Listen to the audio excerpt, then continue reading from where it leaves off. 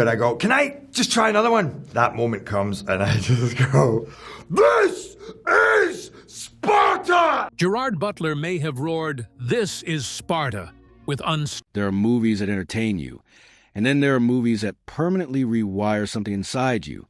300 was the latter. When it hit theaters in March 2007, audiences walked out of cinemas feeling like they had just survived a battle themselves. Hearts pounding, adrenaline surging, completely consumed by the spectacle they had just witnessed. The slow-motion sword fights, the thunderous war cries, the impossibly sculpted warriors standing defiantly against a sea of enemies. It was unlike anything Hollywood had produced before, and frankly, anything it has produced since. But here is what most people never stop to ask. What it was actually like to make that film. For years, 300 existed in the public imagination purely as a finished product, a bold, hyper-stylized war epic that seemed to materialize out of thin air, fully formed and ferocious. The behind-the-scenes reality, however, was something altogether different. Something messier, more painful, more chaotic, and in many ways, more remarkable than the movie itself. And the man who has slowly, candidly, and sometimes reluctantly pulled back that curtain is the film's undeniable center, Gerard Butler, the Scottish actor who roared his way into global stardom by playing the Spartan king Leonidas. Over the years, through interviews, podcasts, press junkets, and candid conversations, Butler has revealed details about the making of 300 that most fans never knew, never expected, and frankly, never figured out just by watching the film. What went on behind those blue screens inside those Montreal studios, and within the minds and bodies of that cast is a story that deserves to be told in full. So let's tell IT that TO truly understand what 300 meant, both to cinema and to Gerard Butler personally. You ever understand what the landscape looked like before it arrived? In the mid-2000s, Hollywood was in a particular kind of rhythm. Sequels dominated. Franchise filmmaking was becoming the industry's safest bet. Original, visually ambitious projects with modest budgets and no guaranteed audience were a genuinely risky proposition. Studios were not lining up to fund them. The conventional wisdom was simple. If you want a hit, attach a major star, spend big on marketing, and play it safe at the story point. 300 broke every single one of those rules. Directed by Zack Snyder, the film was based on Frank Miller and Lynn Varley's 1998 graphic novel of the same name, which itself was a loose retelling of the legendary Battle of Thermopylae, the ancient confrontation in 480 BC where a small Greek force, led by Spartan king Leonidas, held off the massive Persian army of Xerxes for 3 days against all odds. The story was not new. What Snyder wanted to do with it absolutely was. Snyder envisioned a film that would not try to be historically accurate or cinematically traditional. Instead, it would live and breathe inside the heightened, mythological world of Miller's artwork. Every frame would feel like a panel from a graphic novel. Every shadow would be deliberate. Every drop of blood would be choreographed. The result would be less a war film and more a visual poem about sacrifice, courage, and the human refusal to surrender. Gerard Butler entered this vision as the film's anchor. Before 300, he was a recognizable face rather than a household name. His turn as the Phantom in The Phantom of the Opera in 2004 had demonstrated genuine dramatic ability, and a handful of supporting roles had kept him steadily employed. But the kind of raw, commanding, physically overwhelming presence that 300 demanded, that was something Butler had never been asked to deliver before at that scale. And what he revealed years later was that answering that demand nearly broke him, in almost every way imaginable. When 300 was released and audiences saw Gerard Butler on screen as Leonidas, abs carved like marble, chest broad as a shield, arms moving with the fluid power of a man built for warfare, the general assumption was relatively straightforward. He worked out, he got in shape. That's what actors do. What Butler has since revealed is that this assumption dramatically undersells the reality of what he and his castmates went through. The physical preparation for 300 began approximately 7 months before filming commenced. Butler was placed under the supervision of Mark Twight, an elite mountaineer and fitness trainer who operated out of a gym in Salt Lake City called Jim Jones. Twight was not a Hollywood trainer in any conventional sense. He did not specialize in making actors look good. He specialized in preparing human beings for genuinely extreme physical demands, the kind of challenges where your body's opinion of its own limits becomes completely irrelevant. That Twight's philosophy was rooted in the idea, that the mind gives up long before the body actually has to. His training programs were designed to find that mental surrender point and then push through it repeatedly until the psychological barrier was gone. For the cast of 300, this translated into sessions that Butler has described in interviews as being among the most punishing experiences of his life. The daily training involved a rotating combination of pulling and pushing movements with heavy weights, explosive bodyweight exercises, kettlebell work, sprint intervals, and rope climbs. Nothing was done at a comfortable pace. Everything was done at or beyond the edge of what felt survivable. The cast trained together, which created both solidarity and a competitive intensity that made each session harder and simultaneously more bearable. You could not quit in front of the man next to you, who was also refusing to quit. Butler has spoken openly about the physical cost this preparation extracted from him.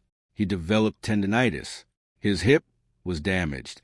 He tore his rotator cuff, an injury to the shoulder complex that causes significant pain during almost any upper body movement. For an actor who needed to swing swords, throw spears, and project physical dominance in front of camera, a torn rotator cuff is not a minor inconvenience. It is a serious medical problem that most people would treat with rest, physical therapy, and time off. Butler kept training. He pushed through the shoulder injury not because he was reckless, but because stopping would have meant falling behind a preparation schedule that had no room for delays. The film's production timeline was fixed. The physical standard required of everyone in the cast was also fixed. You either met it or you didn't. And Butler was not willing to be the Spartan king who didn't meet IT by the time filming actually began. Butler has admitted that his body was already significantly beaten up.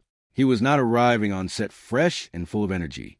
He was arriving on set having already been through months of sustained physical punishment, carrying injuries, and operating on the kind of chronic exhaustion that settles into your bones when you've been pushing too hard for too long. And then the actual work of filming began on top of that. The popular image of major film production involves massive sets, hundreds of crew members moving with choreographed efficiency, and actors arriving in comfortable trailers before stepping onto elaborate, fully realized locations. The production of 300 was something else entirely. Virtually the entire film was shot inside a studio in Montreal, Canada. There were no ancient Greek cliffs. There were no real Persian armies stretching to the horizon. There was a warehouse, blue screens, carefully designed minimal physical props, and a collection of actors who had to use their imaginations to fill in everything the camera could not yet capture. The breathtaking environments that audiences would eventually see. The cliff's edge at Thermopylae, the vast Persian encampment, the divine excess of Xerxes' throne. All of it was constructed digitally after filming was complete. Butler has talked about how disorienting and psychologically demanding this environment was. When you are performing an epic battle sequence, there is an enormous amount of information your body and mind draw from your surroundings. The physical texture of the ground, the sound of conflict, the visual chaos of people moving around you. In the 300 studio, almost all of that was absent. The actors were performing scenes of world-shaking intensity against blue walls, with empty space where their enemies would eventually be inserted by visual effects artists working months later in post-production. T.O. maintained believable performances under these artificial conditions required a level of imaginative commitment that goes far beyond what audiences typically appreciate when they watch the finished film. Every expression of fear, fury, determination, and grief was generated entirely internally, without the external triggers that actors and location-based productions have access to. Butler has described this as one of the most creatively challenging aspects of production, having to manufacture the emotional and physical reality of ancient warfare from scratch, take after take, inside a hot, cramped studio in the middle of Canada. And hot is not a casual description. The lighting required to achieve 300 signature visual palette. The high contrast, almost golden tinge look that made everything feel mythological generated tremendous heat inside the studio. The cast was simultaneously dealing with physically punishing choreography, heavy costuming and armor pieces, the psychological demand performing against blue screens, and relentless ambient heat that drained energy and hydration at an accelerated rate. Butler has confirmed that he collapsed on set from dehydration and overexertion. This was not a brief moment of dizziness, quickly resolved with a sports drink. This was his body genuinely shutting down under the accumulated weight of months of extreme physical preparation, followed by the unrelenting demands of production. He was helped off set, recovered, and then went back to work. Because what else was there to do? The film was being made. Leonidas had to lead his men. One of the most striking things Butler has revealed about the making of 300 is just how constant the injuries were. Not just for him, but for the entire cast and many of the supporting performers. In an interview that has been circulated widely among fans of the film, Butler described the set as a place where someone was being taken to the hospital essentially every single day. The battle sequences that look so clean and precisely choreographed in the final film were, in reality, chaotic and genuinely dangerous to execute. Real weapons, even when modified or dulled for safety purposes, still carry significant physical risk when swung at speed by exhausted men trying to maintain character and hit their mark simultaneously. Butler recalled specific incidents with the kind of detail that makes clear these were not exaggerated war stories, but genuine traumatic memories. A spear that came critically close to an actor's eye. A cast member who suffered a broken ankle from a fall during a fight sequence. Lacerations, muscle tears, deep bruising that painted bodies in colors they were not supposed to be. These were not the dramatic injuries of action movie mythology. They were the mundane, unglamorous, painful injuries of people being asked to do too much for too long in conditions that push safety to its reasonable limits. What makes Butler's account particularly notable is the matter-of-fact way he describes it all. He does not tell these stories with the breathless excitement of someone recounting close calls. He tells them with the slightly weary clarity of someone reporting on conditions that were simply the daily reality of that production. This was not an unusual day. This was every day. Someone was hurt. They dealt with it. They kept filming. The decision to have the actors perform much of their own stunt work contributed significantly to this injury toll. Snyder's vision demanded authentic movement and genuine physical engagement from his cast. Stunt doubles existed and were used for the most extreme sequences. But Butler and his fellow cast members were expected and encouraged to do a great deal of the action themselves. The authenticity this produced on screen was undeniable. The cost and physical well-being was equally undeniable. Years after 300 was released, as Butler became more comfortable discussing the experience in depth, he began to reveal something about his preparation that went beyond the physical. Something that many actors might be reluctant to admit publicly because it exists in territory that is difficult to explain without sounding unusual. Butler has said that he meditated deeply throughout the preparation and filming of 300, and that this meditation was specifically focused on what is described as trying to channel Leonidas, to genuinely access the mindset and spirit of this historical and mythological figure, not just imitate him. He spoke about this in terms that suggested he was not approaching the role purely as a craft exercise, but as something closer to a spiritual practice. For Butler, understanding Leonidas meant sitting with questions that went beyond the script. What does it feel like to know with absolute certainty that you are walking toward your own death? What kind of person not only accepts that inevitability but chooses it, leads others toward it, and finds it a form of meaning rather than despair? These are not questions that can be answered by reading historical texts or working with an acting coach. They require a different kind of inquiry. Butler has talked about how this internal work changed the way he approached every scene. The famous roar of "This is Sparta," which became perhaps the most quoted line from the film and one of the most recognizable moments in early internet meme culture, was not just a performance choice. It was the expression of something Butler had genuinely found inside himself after months of physical suffering, mental discipline, and what he called a kind of psychological surrender to the character. He describes moments on set where he felt something shift, where he stopped feeling like an actor performing Leonidas and started feeling like something else entirely. Whether you frame that in spiritual terms or purely psychological ones is a matter of personal interpretation. What is clear from Butler's own accounts is that the performance audiences saw was not manufactured on the surface. It came from somewhere deep, somewhere that cost him something real to access. Something else Butler has returned to repeatedly when discussing 300 is the bond that formed between the cast members, a genuine, earned sense of brotherhood that emerged not from team-building exercises or producer-organized dinners, but from shared suffering. When you train alongside someone for 7 months in conditions specifically designed to take you to your limit, something happens between you that does not. happen in ordinary social situations. You see each other fail. You see each other choose to continue after failing. You learn what another person is made of in a way that is essentially impossible to fake or shortcut.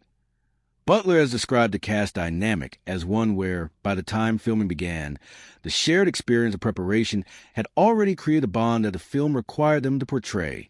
They did not have to act like men who had been through hardship together, because they had actually been through hardship together. The looks between characters in the film, the unspoken understanding, the physical ease with which these men moved around each other, all of it was drawn from a real, genuine shared experience. The cast included actors who would go on to significant careers. Michael Fassbender, who would later anchor the X-Men franchise and receive Academy Award attention. Lena Headey, who became globally famous through her years playing Cersei Lannister in Game of Thrones. David Wenham, a veteran of Peter Jackson's Lord of the Rings trilogy. What Butler has emphasized is that on the set of 300, none of that future mattered. What mattered was what you brought to training each morning and what you gave in front of the camera each day. Fassbender, relatively early in his career at the time, has spoken in separate interviews about how the experience shaped him as a performer. Butler credits the ensemble's collective commitment for elevating what could have been a stylized but emotionally hollow spectacle into something that genuinely moved people. The movie works not just because it looks extraordinary, but because the men at its center feel real, feel connected, feel like they would actually die for each other. That feeling came from reality, not from acting technique. Among the things that 300 accomplished, one of the most underappreciated is how its creative decisions, some planned, some improvised, some bore a necessity, shaped its unique mythology.